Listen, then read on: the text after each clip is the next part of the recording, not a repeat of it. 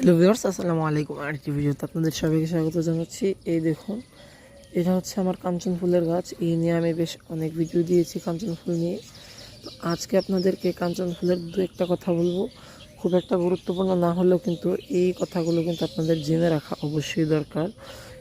এই দেখুন, কাঞ্চন ফুলের গাছে কিন্তু এখন প্রত্যেক থোকায় থোকায় অনেক ফুল আছে।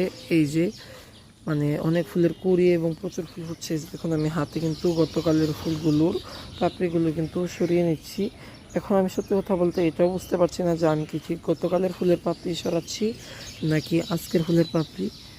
তবে এখানে বেশ অনেকগুলো গতকালের ফুল ছিল, তাই কিন্তু পাপড়িগুলো সরিয়ে নিয়েছি। যদিও বা এটার কোনো দরকার ছিল না, তবু আপনাদেরকে আমি এমনি তুলে দেখালাম।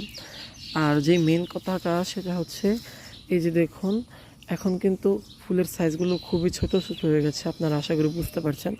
গাছটা যখন ছোট ছিল, যে এই পর্যায়ের এই টাইমের ফুলগুলো যখন দিয়েছিল, এই যে এই মঞ্জুরির ফুলগুলো যখন দিয়েছিল, তখন কিন্তু বেশ বড় বড় সাইজের ফুল হতো।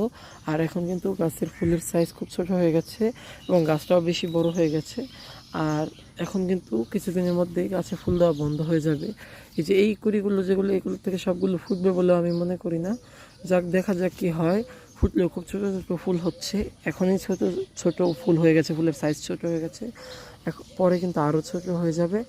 আর এই কুড়িগুলো চলে যাওয়ার পর কিন্তু আর কুড়ি আসবে না। কিন্তু আপনারা কিন্তু এই কাঞ্চন ফুলের গাছ একদমই তুলে ফেলবেন না, কারণ কাঞ্চন ফুলের গাছ হচ্ছে বহু বর্ষজীবী ফুল গাছ। তো এটা কিন্তু এই বছর ফুল দিয়ে কিন্তু নিঃশেষ হয়ে যাবে না। হয়তোবা গাছটা একটু ফুল দেওয়া বন্ধ করে দেবে, কিংবা গাছটা কী হতে পারে আমি সঠিক জানি না। তবে গাছটা মারা যাবে না। আপনারা মোটামুটিভাবে যত্ন করার চেষ্টা করবেন, তাহলে কিন্তু আগামী বছর আবার এই সময় ফুল পাবেন। তো এইটাই জানানোর জন্য, এবং আমিও দেখি ঠিক কী ধরনের পরিচর্যার প্রয়োজন হয়, কী ধরনের পরিচর্যা করছি আমি, তার তো আমি আপডেট দিতেই থাকবো।